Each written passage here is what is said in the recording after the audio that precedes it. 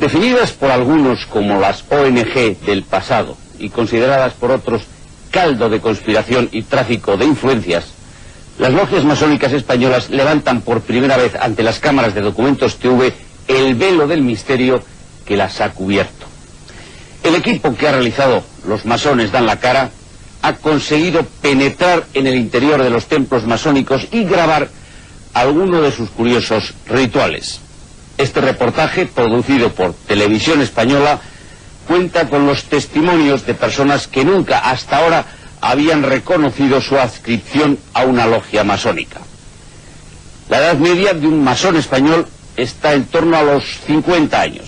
La mayoría trabaja en profesiones liberales, suele tener una cultura elevada y dedica mucho tiempo a la reflexión y a la lectura.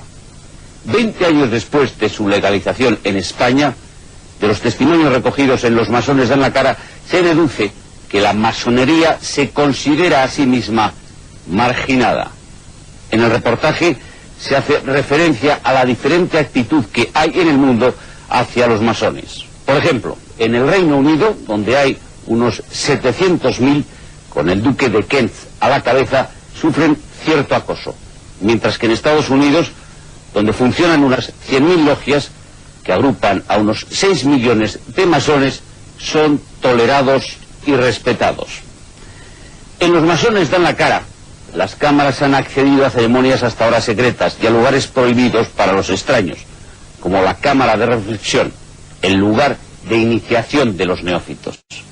Allí, en la más absoluta soledad, a la luz de una vela y frente a un folio en blanco, quienes deseen ingresar en la masonería deben plasmar en el papel sus deudas consigo mismo, con los demás y con el gran arquitecto del universo.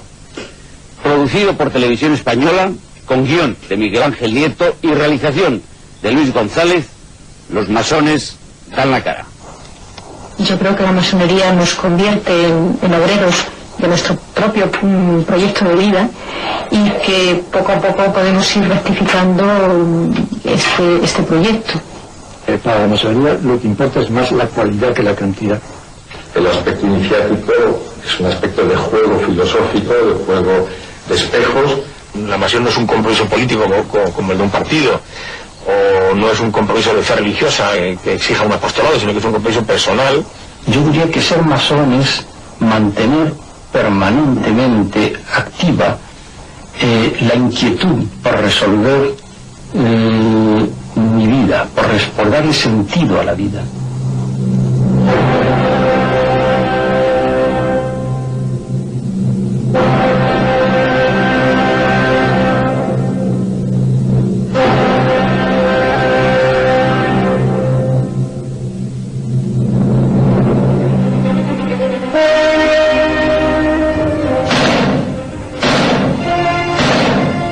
En pie, hermanos del Gran Oriente.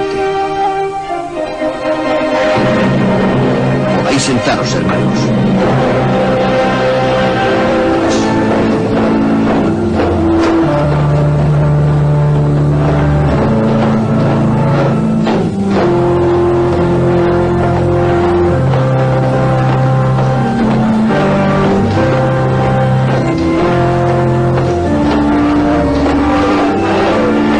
Sarobe, 59 años, licenciado en Historia por la Universidad de Sudáfrica, padre de 4 hijos. Es el eminente y supremo gran maestro de la Gran Logia de España de masones antiguos, libres y aceptados. Reúne 3 condiciones rituales para ocupar el cargo. Es varón, no depende económicamente de nadie y es hombre de buenas costumbres. Nadie podría pertenecer a su obediencia sin esa triple tarjeta de presentación que le permite codearse e intentar seducir a lo más granado del poder. Mi homónimo en Inglaterra es el duque de Kent, pero yo no tengo ninguna vinculación, digamos, jerárquica en ningún sentido con Inglaterra. Estoy muy feliz allí, como podría estar en cualquier otro país. En Francia me ocurre igual, pero no hay ninguna dependencia en absoluto. Más de 1 millar de masones de la Gran Logia de España, todos ellos también libres, varones y de buenas costumbres, son hoy los herederos del histórico y secreto poder de la masonería. Javier Otaola, vizcaíno de 40 años, es abogado del Servicio Jurídico del Gobierno vasco y es además el serenísimo gran maestro de la Gran Logia Simbólica Española y el presidente de la Federación de las Obediencias Simbólicas Masónicas de Europa. La masonería, digamos, que representa Tomás Sarobe es una masonería, digamos, muy tradicionalista, muy pegada a la letra de los documentos fundacionales, muy vinculada al mundo anglosajón y que se compromete a no tener relaciones con ninguna otra obediencia distinta de la suya misma, ya que en el esquema de la masonería anglosajona solo puede haber una asociación masónica en cada país. Más de 500 hombres y mujeres están hoy integrados en la obediencia masónica que él dirige, la segunda en importancia en España. En la suya, en la simbólica, es también imprescindible ser libre y de buenas costumbres, pero se puede ser mujer. Esta abogada, de hecho, es su adjunta en la masonería simbólica.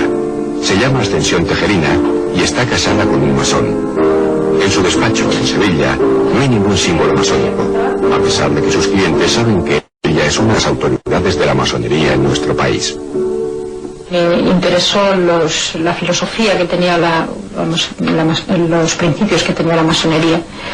Entonces me interesé en ella, no pude entrar porque no lo era admitida la mujer y al cabo del tiempo pues conocimos a un hermano que ya me presentó donde podía entrar en una obediencia mixta y tomé la decisión de entrar, pero era algo ya muy pensado y muy meditado y que solamente estaba esperando la oportunidad de que nos dejaran entrar a las mujeres. Por primera vez en España, los masones han decidido dar la cara.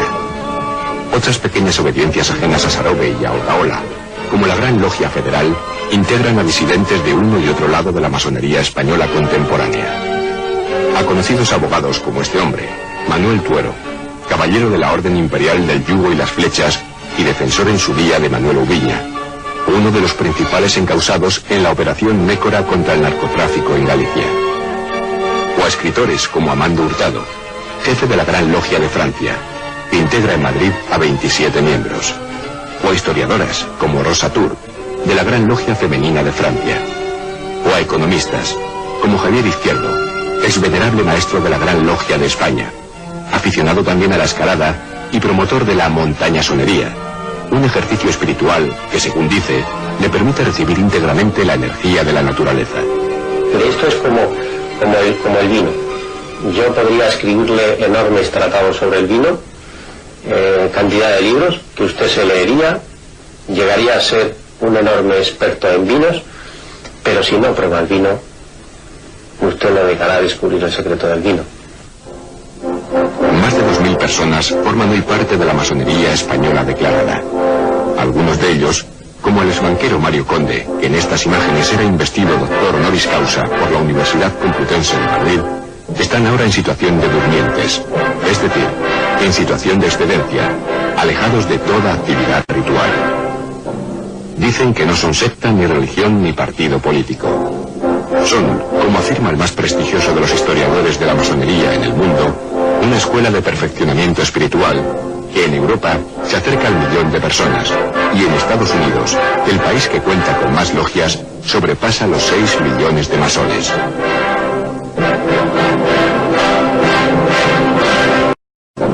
Desde un punto negativo diríamos que no es un partido político, ni un sindicato, ni una religión, aunque tiene un poco de todos ellos. Necesita la creencia en Dios, se basa en la igualdad, en la fraternidad. En síntesis yo podría decir, o me inclinaría a que es una escuela de formación del hombre y por lo tanto es un estado constante de estudio y de formación que el hombre no termina nunca de llegar hasta el final a la búsqueda de esa verdad que dicen los masones que hay que encontrar. Hasta ahora nunca habían reconocido públicamente su pertenencia a la masonería. Sin embargo, y por primera vez, la masonería española ha permitido grabar algunos rituales y entrar en todos sus templos, como este de la Gran Logia de España, en la Gran Vía de las Cortes Catalanas, en Barcelona. Hermanos, el venerable maestro. Insisten en que solo son eso, personas normales y corrientes, hombres de negocios, gentes inquietas en lo intelectual y curiosas en lo espiritual.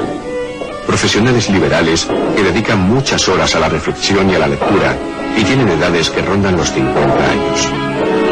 Muchos políticos, alcaldes, jueces, abogados, profesores universitarios o diputados y diputadas del actual Parlamento siguen negando públicamente su pertenencia a esa escuela de pensamiento históricamente perseguida. Y es que si por algo se les teme es precisamente porque, como reconoce el más veterano y respetado de los masones españoles, la masonería ha despertado siempre todo tipo de controversias en la trastienda del poder. De cierto modo, los franquistas, y bueno, y también muchos de extrema izquierda o de izquierda, parece ser que se habían educado en esos ambientes franquistas, entonces pensaron que la masonería era la culpable de que hubiese venido la guerra civil. Como se nos culpabilizó de eso, está claro que al querer empezar una nueva etapa en la que se olvidara todo aquello del pasado y sobre todo en que no se volviera otra vez a repetir lo de la guerra civil, la idea que flotaba en el ambiente era que lo que había que hacer, por supuesto, era marginar a la masonería. Marginar a la masonería. 20 años después de su legalización en la España democrática, la marginalidad parece seguir siendo el estigma de esa institución en toda Europa. Noticias recientes aparecidas en la prensa dan cuenta del acoso al que el gobierno británico somete a los 700.000 masones que hay en el Reino Unido. Aún hay recelos en un país donde la masonería está dirigida por el duque de Kent. Requiere de un estadio de fútbol para realizar sus congresos y sus tentáculos llegan hasta el Parlamento. El primer ministro británico, Tony Blair, pretende que los miembros de las 7.800 logias británicas se identifiquen públicamente y confiesen el poder real que tienen en las instituciones. Blair ha llegado a enviar cartas a 5.000 jueces haciéndoles una pregunta: ¿es usted masón? El ultraderechista Le Pen ha iniciado su particular cruzada contra la masonería francesa, una de las más afincadas y discretas del mundo. Hoy cuenta con 80.000 miembros. Pero a través de la masonería europea obtiene cobertura lo que otro historiador, Ricardo de la Cierva, denomina masonería total. Yo la masonería total al conjunto de dos vertientes, por decirlo así.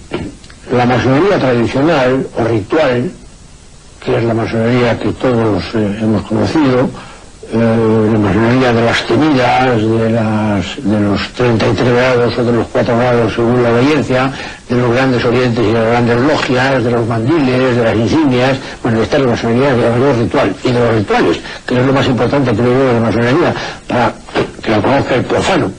Y la masonería, la otra vertiente, es la masonería, la paramasonería, que es una masonería distinta, son instituciones próximas a la masonería, integradas por la masonería, creadas por masones importantes y que defienden algunos postulados fundamentales de la masonería, pero cuyos miembros no son necesariamente masones. Instituciones paramasónicas.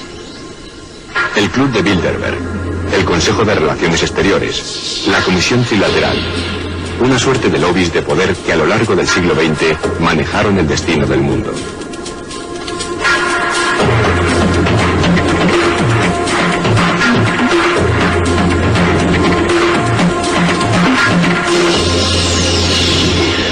En la UNESCO se buscaba personas que vivieran en España que no estuviesen formadas por el régimen franquista, tuvieran una cierta apertura.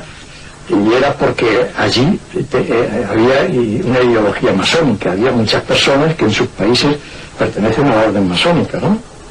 Y en la UNESCO pues suelen tener puestos importantes, como el Parlamento Europeo y otras muchas instituciones internacionales, en la Cruz Roja Internacional también. Poderosa y tolerada es la masonería en Estados Unidos, en Filipinas y en países del Caribe, como Cuba o República Dominicana.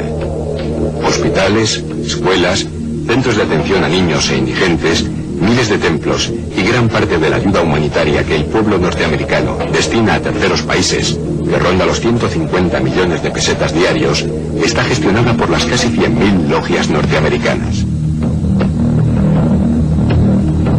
Tan importante es que, al modo de ver, la masonería entendida como masonería total, como acabo de decir, es la fuerza, digamos, espiritual o ideológica, como usted quiera, la única fuerza importante en el mundo que se opone realmente a la Iglesia Católica, no es la única, pero es la principal. La podríamos definir como una institución universal de fraternidad más antigua que existe hoy en día, esencialmente filantrópica, filosófica y progresiva. Establece la creencia en un principio creador aún no identificado por el hombre o por el ser humano, que por este motivo se le nombra gran arquitecto del universo. Tiene como fundamento la tolerancia y el respeto a uno mismo y a los demás. Asimismo, practica siempre la solidaridad y está para la formación de un mundo más justo y más humano. Y es que las logias masónicas del mundo entero, según uno de los más reputados estudiosos de la masonería, tienen vocación de ONGs, de organizaciones no gubernamentales. En el caso de la masonería se prohíbe a sí misma hacer proselitismo y propaganda de su actuación humanitaria. Las ONGs, en primer lugar, vienen a cubrir una función parcial de la humanidad, que es esa dimensión filantrópica, pero no cubren la parte iniciática, la parte esotérica, la parte de perfeccionamiento hacia adentro, la parte de escuela de formación que tiene la masonería. Y una formación hacia el hombre universal, hacia el hombre humano en cuanto tal. Más que nunca ha habido necesidad de la masonería como la que hay ahora. Estamos viviendo un desorden total, los valores familiares están desapareciendo. La familia es un vestigio vago de lo que solía ser. La gente cada vez es menos creyente en nada. La mayoría de los casos de conflictos mundiales ya no afectan a las personas porque hay tantos. Somos testigos de genocidios mundiales. Hay niños que se ametrallan en los colegios. Esto es falta de estos valores internos, morales de la gente.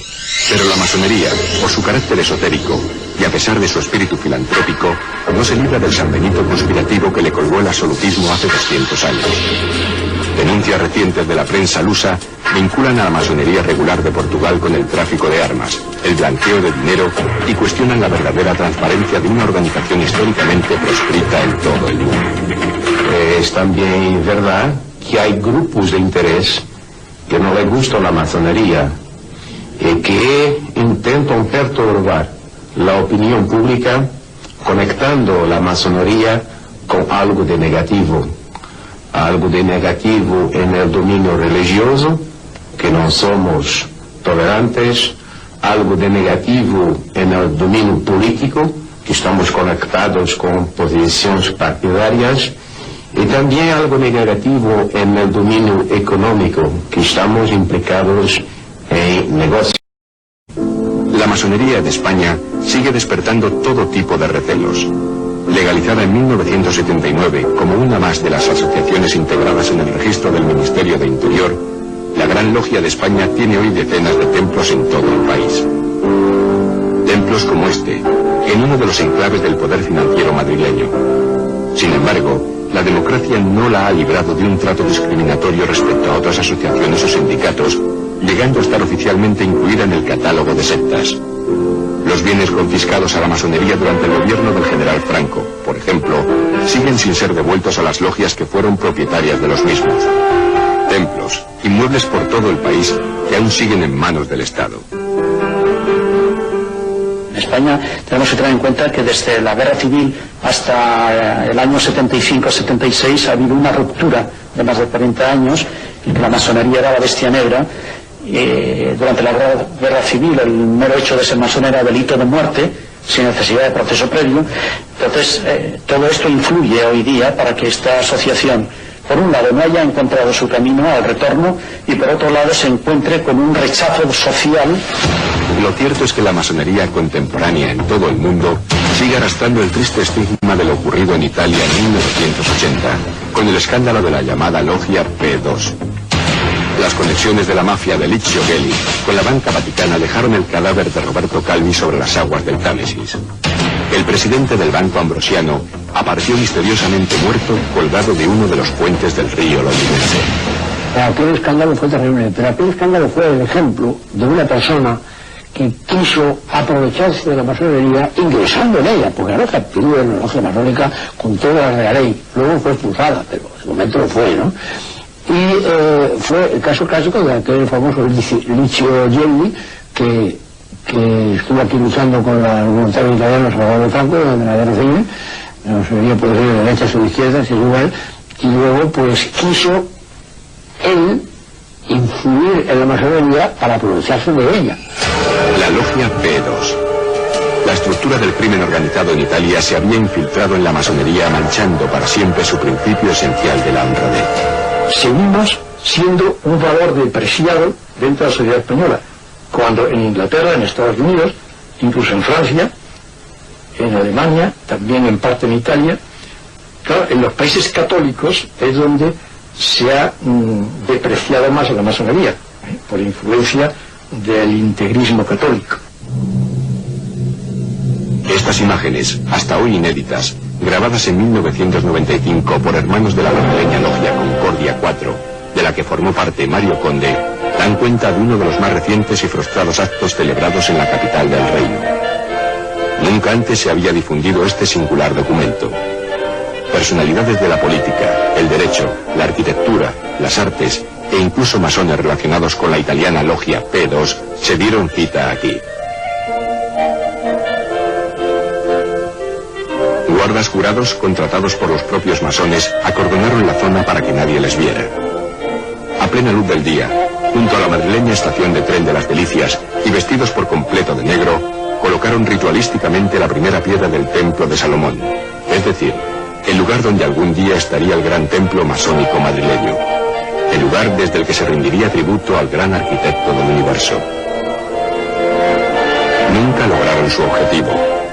La masonería, aplastada por la represión franquista, diezmada por el exilio y la muerte, no ha logrado todavía reagruparse, a pesar de los 20 años transcurridos desde su legalización en la España democrática. Como señala el profesor Benimeli, los masones españoles conviven repartidos en diferentes obediencias, a menudo enfrentadas entre sí, tratando de buscar el nexo que de nuevo les agrupe y les devuelva la influencia y el poder que antiguamente tuvieron. La influencia política de la masonería hoy en España, no creo que me equivoque, pero es absolutamente nula.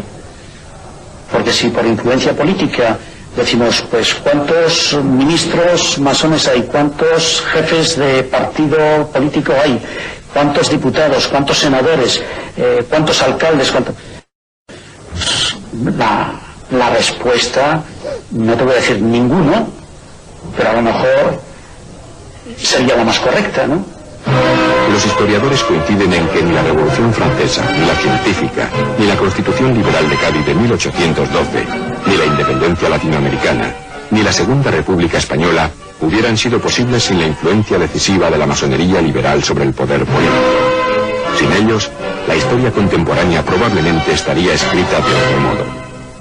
Lo que era la importancia de la masonería, básicamente, después de la Revolución Francesa, la liberación, la independencia de los países de América Latina. Es verdad que los planes están hechos en las logias de la masonería, porque, como he dicho antes, se trata de la sola organización de sociedad civil en esa época. Pues la Iglesia ha tenido la obsesión de la masonería desde esta época, pensando que la Revolución Francesa y la pérdida del imperio en América Latina era culpa de la masonería. Comenzaron construyendo catedrales hace años y levantaron el gótico francés, el italiano y el alemán. Eran los primeros masones, obreros laicos, contratados por la Iglesia, que vivían a pie de obra en viviendas comunes a las que llamaban logias. Un estatuto interno del medievo, elaborado por ellos mismos, les obligaba a la concordia fraternal entre obreros masones de toda Europa. De los monjes arquitectos aprendieron las artes de la edificación hasta que se emanciparon de la Iglesia, hace 300 años. 4 logias londinenses, en pleno siglo XVIII, Decidieron entonces federarse y bajo el nombre de Gran Logia de Londres elaboraron las constituciones de Anderson, un reglamento interno de carácter jurídico que es el origen de la masonería moderna, la llamada masonería especulativa. Pero sus ritos no han cambiado lo más mínimo en los últimos siglos. La cámara de reflexión sigue hoy siendo el primer secreto al que accede un profano cuando tiene el privilegio de ser invitado a incorporarse a la masonería. Mozart, Washington, Bolívar, Lincoln, Roosevelt, Allende o Neil Armstrong, el primer hombre que puso el pie en la luna, pasaron por salas como esta. Dentro de ella, durante horas, el neófito se enfrenta a la soledad del testamento filosófico, una hoja en blanco donde debe escribir lo que se debe a sí mismo, lo que en la vida debe a los demás y lo que cree deber al gran arquitecto del universo, que es como llaman a Dios en la masonería.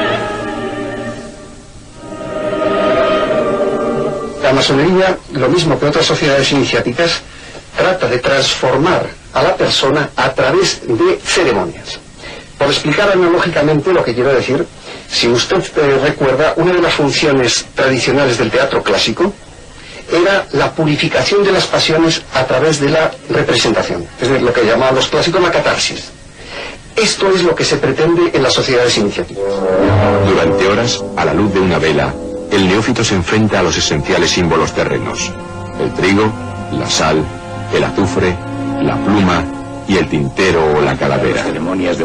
Pasadas esas horas, como refleja esta recreación titulada El olivar de Atocha, acudirá a recogerle quien haya apadrinado su incorporación a la masonería, quien garantice su honradez, su libertad y sus buenas costumbres. El neófito, con los ojos vendados, será conducido hasta las puertas cerradas del templo. Llamará y no le abrirán. El cual desea penetrar en nuestros augustos misterios. Decidle al que conducís que se retire, que para nada le necesitamos. Insiste en entrar y pretende que le abráis las puertas del templo. ¿En qué funda su insistencia y sus pretensiones? En que es hombre libre, honrado y de buenas costumbres. Esa respuesta ritual, que lleva siglos repitiéndose en la masonería de todo el mundo, será la que le permita entrar. Una vez dentro, comenzará el gran psicodrama que en realidad son las tenidas, las reuniones de las logias masónicas. En esta película francesa de 1939, Fuerzas Ocultas, hecha en contra de la francmasonería, se recrean algunos ritos iniciáticos que también hoy se realizan. El profano deberá beber azogue y llevar el pecho descubierto para demostrar que es hombre, y un pie descalzo. Como en una minúscula sociedad absolutamente jerarquizada, se le hablará y se le harán preguntas según los cargos, por riguroso orden, y con la mano derecha alzada a la altura del cuello, como símbolo de que lo que se dice con la cabeza y no con el corazón. Je jure et promets solennellement de ne jamais révéler aucun des mystères de la franc-maçonnerie qui vont m'être confiés. De ne jamais révéler aucun des mystères de la franc-maçonnerie qui vont m'être confiés. 140 diputados de los 400 que integraban el Parlamento de la Segunda República Española pasaron por esas pruebas. Hasta el propio presidente de la República, Manuel Azaña, reconocía en sus memorias que no tuvo otra opción que la de iniciarse en la masonería para recabar así el apoyo del Congreso. Se era masón, por ejemplo, en España también, porque había que estar en todas partes. Y ahí sí había un componente político. Hoy día yo creo que eso ya no es así, pero fue de esta manera en la España del primer tercio del siglo XX. Fue la última vez que la masonería española tuvo en sus manos las riendas del país. Tras la Guerra Civil, Franco emprendió su personal cruzada contra la masonería, a la que acusaba de haber originado la contienda. En todas las alteraciones de la vida española, en todas las alteraciones y convulsiones de su política, siempre había la mano oculta de la masonería. Más de 11.000 personas fueron condenadas a muerte por el Tribunal Especial de la Masonería y el Comunismo. Bajo el seudónimo de Joaquín Bor, el propio Franco escribió artículos como este, publicado en 1946 en el diario Arriba, en el que acusaba a la masonería de ser una secta secreta que quería apoderarse del mando de las naciones.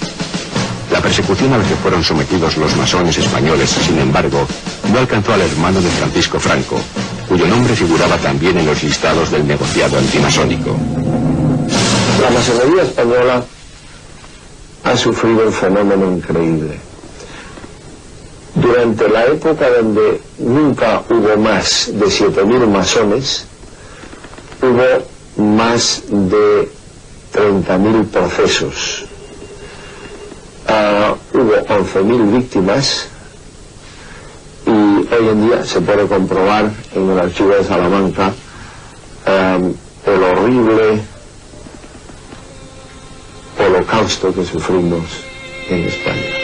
José Moratalla, republicano, fue víctima de esa tragedia y es hoy quizás el único superviviente al exterminio de los masones que se quedaron en España.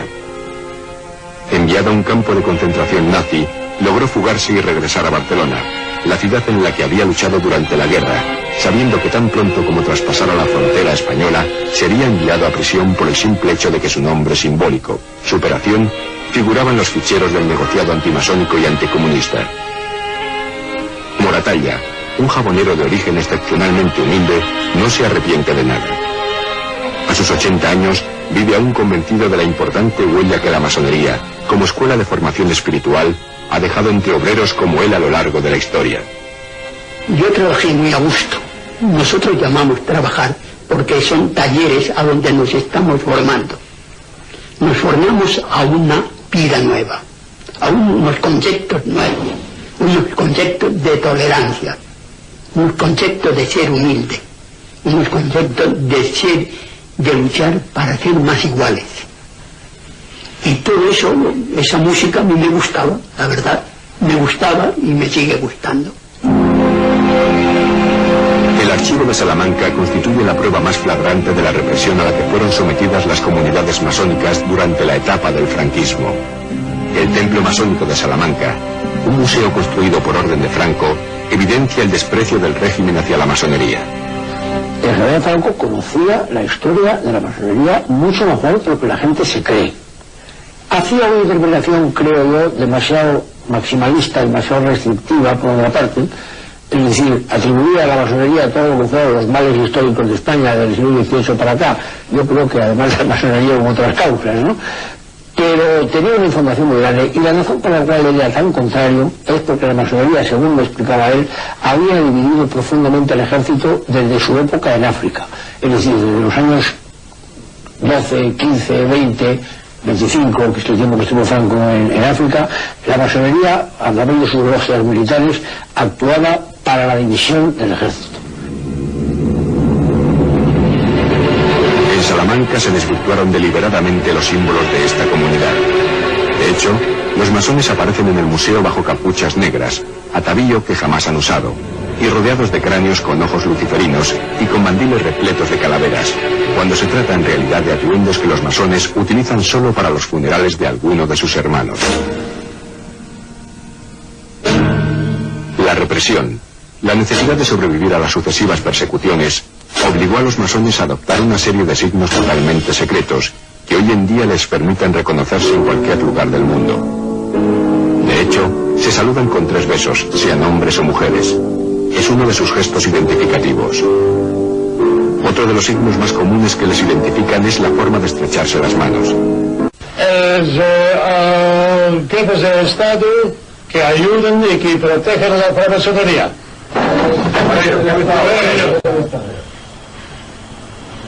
Aprendices, compañeros y maestros masones de 9 nacionalidades distintas, afincados en la Costa del Sol, celebraban en Estepona la incorporación a su logia de este joven danés, también afincado en Málaga. A los brindis del gastronómico ritual se unía la rifa de una botella de whisky, con su correspondiente reparto de papeletas a 500 pesetas cada una. La recaudación, por poca que fuera, estaba destinada a ayudar en el mundo a quienes más lo necesitan.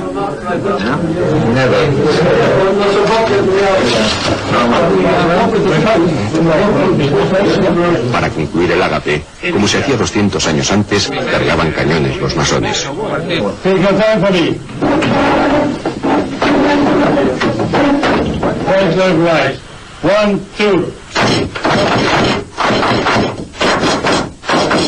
Como herederos auténticos del oficio medieval de constructores de catedrales, de los llamados masones operativos, los actuales masones, Los especulativos emulan con estos gestos el movimiento de una espátula que vacía el cemento de izquierda a derecha antes de colocar un nuevo ladrillo sobre ella.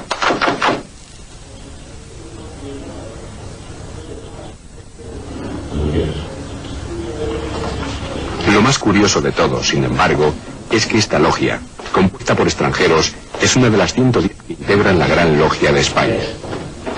La mitad de las logias de la obediencia que dirige Tomás Sarobe están formadas por ancianos como estos, eméritos en sus países de origen, que aprovechan cualquier rincón para improvisar su templo itinerante y celebrar sus ceremonias. En los viejos baúles guardan, entre otras cosas, el gran damero de dimensiones áuricas, blanco sobre negro, y las 3 columnas que lo circundan, la de la fuerza, la de la sabiduría y la de la belleza.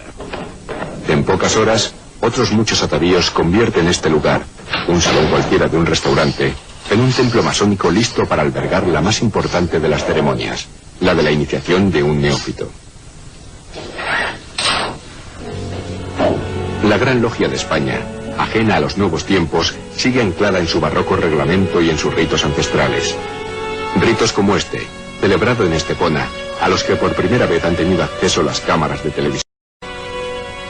La corriente masónica encabezada por Tomás Sarobe, de inspiración británica, no acepta la existencia en nuestro país de ninguna otra obediencia que no haya sido reconocida por la Gran Logia de Inglaterra.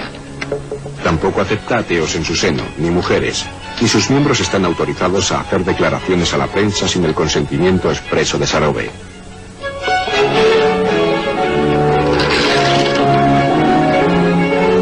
La otra gran corriente de la masonería, de inspiración francesa, la encabeza Javier Otaola, un hombre que presume de absoluta tolerancia en lo relativo a la incorporación de mujeres y que ha dotado de mecanismos democráticos a la gran logia simbólica que él preside.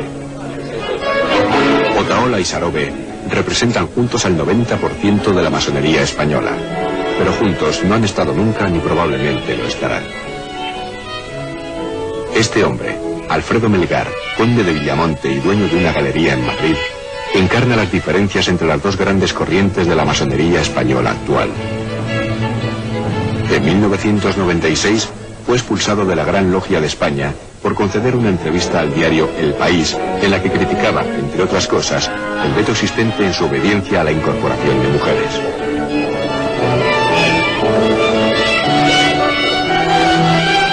Melgar fue irradiado fulminantemente de la Gran Logia de España. Dicho en lenguaje profano, en contra de su voluntad, fue expulsado de la masonería de Sarobe en 1998. Yo advertí varias veces, durante varios años además, que si al final no se resolvía esto de una forma correcta interiormente, pues yo iba a recurrir a los tribunales ordinarios dentro de la línea de normalizar la masonería, que creo que es otra cosa muy importante. Es decir, normalizarla, integrarla plenamente en la democracia española y nada más. Es decir, además normalizarla quiere decir acabar también con todas las supersticiones respecto al secreto, ¿no? Creo que ha llegado el momento de dar la cara y de salir a la calle y de decir, señores, no tenemos absolutamente nada que ocultar. De hecho, no hay nada que ocultar. Mientras los tribunales deciden, Melgar ha sido acogido en la Gran Logia Simbólica, una obediencia que hace ya tiempo que resolvió el problema femenino con la incorporación a sus filas de Ascensión Tejerina, una mujer que tiene claro lo que es para ella ser masona. Bueno, yo creo que para mí son 3 cosas principalmente. Primero es una filosofía, una forma de vida, una manera de estar en el mundo. Luego también es un método que nos enseña a construirnos día a día. Yo creo que la masonería nos convierte en obreros de nuestro propio proyecto de vida y que poco a poco podemos ir rectificando este proyecto. Y creo que sobre todo también es un compromiso conmigo misma y un compromiso con la sociedad y con el mundo que me rodea. Hasta el momento de su ceremonia iniciática en Vitoria, en 1996, las únicas mujeres que en España tenían la oportunidad de formar sus propias logias y trabajar en sus propios talleres eran 2 docenas de mujeres integradas en la Gran Logia Femenina de Francia, una obediencia con sede en Barcelona y que dirige Rosa Tour. En el caso de los hombres que aún no aceptan que la mujer esté dentro de la masonería, entiendo que lo que están haciendo es defendiendo unas constituciones y unos landmarks que obligan obligaban a que la mujer no estuviera en la masonería porque no era libre. Y en ese momento no era libre la mujer, porque primero dependía del marido y después o antes del padre y después del marido. Pero en estos momentos no tiene ningún sentido que eso se siga manteniendo. A pesar de las históricas rencillas, la masonería dice estar en plena fase de reconstrucción en nuestro país. Las ciudades españolas están repletas de símbolos masónicos con los que convivimos sin saberlo. Esta magistral puerta, junto al Planetario de Madrid, fue construida para que 2 veces al año, en los equinoccios, el sol entre de pleno por la esfera e ilumine el damero del suelo. Nadie ajeno a la masonería entendería este monumento sin que alguien se lo explicara. Se construye desde la razón, desde el orden, se construye desde la intuición, el símbolo, se construye desde la posibilidad, la tecnología. Y la mixtura perfecta, a nuestro juicio, de tecnología, razón, inteligencia, intuición y orden, coge el nervio de la operación y lo expresa. Y lo expresa y lo lleva al sol. Lo lleva al sol, es decir, lo lleva otra vez a lo manifestado e inaccesible, es decir, a la esencia de lo inmaterial. Y en ese momento se produce la puerta sur, el lugar donde el sol se instala en el hombre. El pasillo verde madrileño, obra también de este arquitecto, encierra numerosos símbolos masónicos. Estas pequeñas columnas salomónicas, por ejemplo, son puntos kilométricos de las antiguas vías de ferrocarril que atravesaban de oeste a este la capital. Una docena de ellas están repartidas por Madrid. Obeliscos modernos representan en la capital la piedra pulimentada de los templos, el masón realizado. 3 de ellos se yerguen en Madrid, en plazas muy transitadas, sin que nadie sepa que se trata en realidad de monumentos masónicos. Son unas dedicatorias específicas colocadas en una serie de puntos al finalizar la operación y como homenaje o manifestación de tributo, ¿no? En el fondo, pues a la divinidad. Las propias acacias, árbol simbólico de la masonería, inundan varias zonas de Madrid.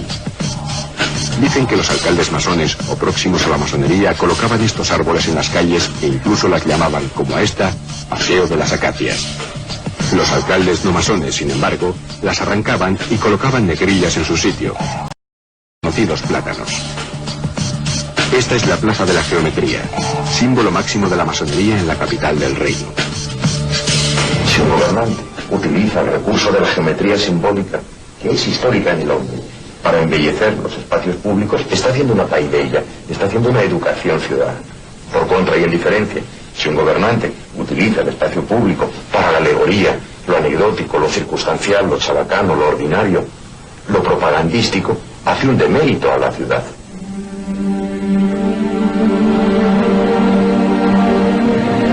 Pero otros vestigios masónicos inundan igualmente Madrid. La Escuela de Ingenieros de Minas.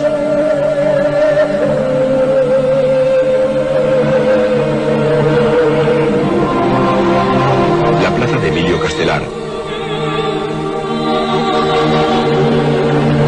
La Biblioteca Nacional.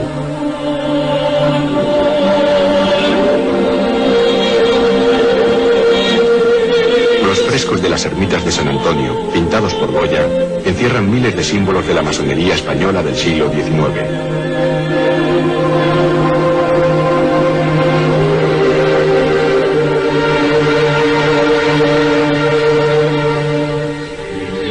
Este otro edificio de Sevilla, que hoy es escuela universitaria, era el templo masónico andaluz más importante durante la Segunda República. También es templo masónico esta farmacia militar de la Capitanía General de Tenerife, que sigue albergando en su interior todos los símbolos y signos de los rituales masones.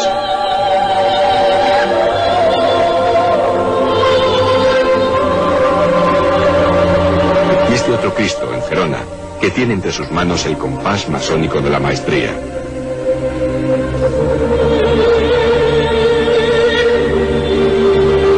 La Catedral Gótica de Barcelona, obra de la masonería operativa, tiene en su exterior el sello de los masones.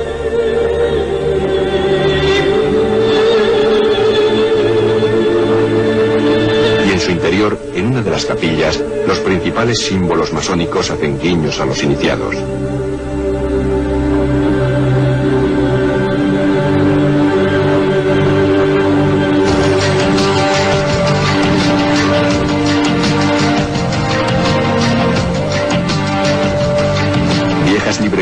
especializadas en masonería también existen en la capital de Cataluña. Y en el cementerio de Montjuïc, este gigantesco monumento convive al lado de las tumbas de quienes fueron masones.